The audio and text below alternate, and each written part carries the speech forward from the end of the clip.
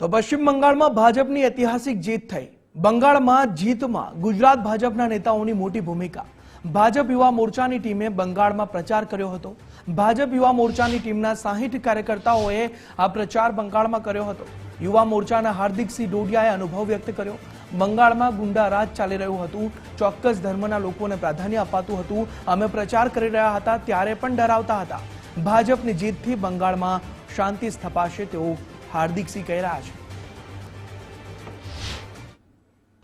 પશ્ચિમ બંગાળમાં પ્રચાર માટે ગયેલા હાર્દિકસિંહ ડોડિયા છે, એમની સાથે વાત કરીએ। હાર્દિકસિંહ, એ કહો કે આપ તો મમતા દીદી જે લડી રહ્યા છે એ બેઠક પર ભાજપના ઉમેદવાર સુવેન્દુ અધિકારી માટે ગયા હતા। કુલ મળીને આપનો અનુભવ કેવો રહ્યો અને હાલ જે પરિણામ આવ્યા છે આપની ફેવરમાં આવી રહ્યા છે, પ્રતિક્રિયા શું આપની? સૌપ્રથમ તો ભારત દેશની તમામ રાષ્ટ્રપ્રેમી જનતાને અભિનંદન। ખાલી ફક્ત ગુજરાતના જ નહીં પણ ભારતના ઘણા લોકો આ પરિણામની રાહ જોઈ રહ્યા હતા। સનાતન ધર્મને માનતા તમામ લોકોને આજનો દિવસ આ ઇતિહાસમાં સુનેરો દિવસ તરીકે ઓળખાશે એવો આ દિવસ છે। હું ભવાનીપુર વિધાનસભામાં ગુજરાતના 60 કાર્યકર્તાઓમાંથી એક કાર્યકર્તા તરીકે ભવાનીપુર વિધાનસભામાં ગયો હતો। ત્યાંની પરિસ્થિતિ જાણીએ તો 2000થી વધુ ઘરોમાં ડોર ટુ ડોર અભિયાન અમે સૌ કાર્યકર્તાઓએ કર્યું છે। લોકોની પીડા, લોકોની વેદના અમે જાણી સમજી જોઈ।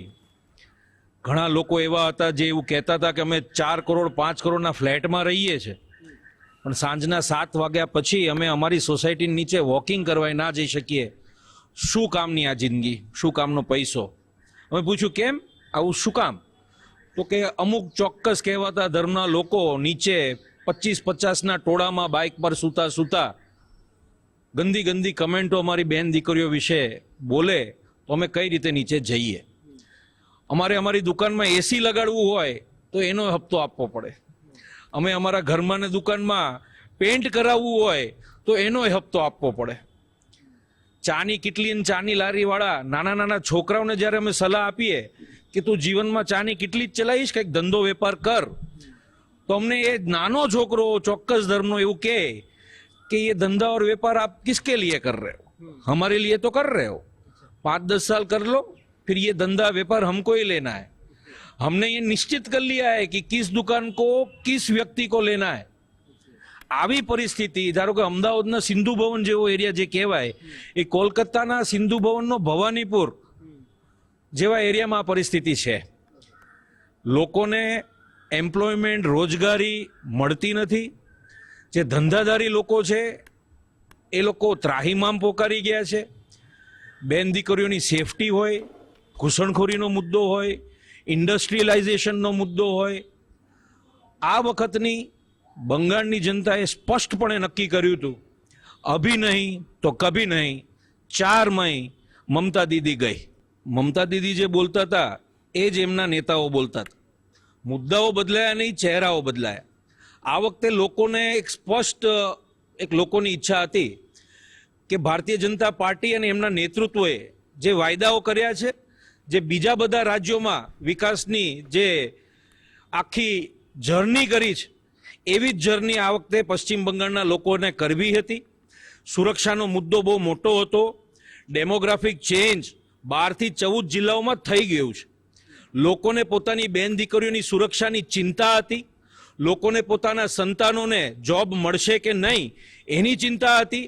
રોજગાર, વેપાર, ઇન્ડસ્ટ્રીયલાઇઝેશનના નામે પશ્ચિમ બંગાળની સરકાર મોટી મોટી કંપનીઓને ભગાડી દેતી હતી, એના પ્રત્યેનો આક્રોશ હતો।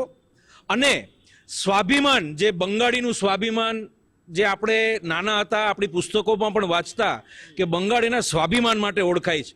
બંગાળની સંસ્કૃતિ હોય, બંગાળનું ફ્રીડમ ઓફ એક્સપ્રેશન હોય, બંગાળના લોકોની વિચારધારા હોય, એની રાષ્ટ્રભક્તિ હોય, એ ચરમસીમા પર હતી। ધન્યવાદ અમારી સાથે વાત કરવા બદલ। તો આ હતા હાર્દિકસિંહ ડોડિયા કે જેઓ પશ્ચિમ બંગાળમાં પ્રચાર માટે ગયા હતા અને હવે જ્યારે ભાજપ પશ્ચિમ બંગાળમાં સરકાર બનાવવા તરફ આગળ વધી રહ્યું છે ત્યારે એમનો અનુભવ કયો રહ્યો, મુદ્દાઓ કયા રહ્યા, એ અંગે એમની પ્રતિક્રિયા અને અનુભવ જાણવાનો પ્રયાસ કર્યો। કેમેરા પર્સન મનીષ દવે સાથે અર્પિત દરજી, ગુજરાત ફર્સ્ટ, અમદાવાદ। અને અમને મદારીયાટની, વેસ્ટ બેંગોલની અલીપુર દ્વારની મદારીયાટ વિધાનસભા આપવામાં આવી હતી અને ગુજરાતમાંથી ટોટલ 15થી 16 કાર્યકર્તાઓ ત્યાં હતા અને જે વિધાનસભા મને આપવામાં આવી હતી એ મદારીયાટ વિધાનસભા હતી અને તે હાલમાં જે ટીએમસીના અંડરમાં હતી બાય ઇલેક્શનમાં ત્યારે 2 બેઠક આવતી હતી ત્યારે તેમાંની એક એ બેઠક હતી અને કોઈક કારણોસર ટીએમસીના અંડરમાં બાય ઇલેક્શનમાં હતી.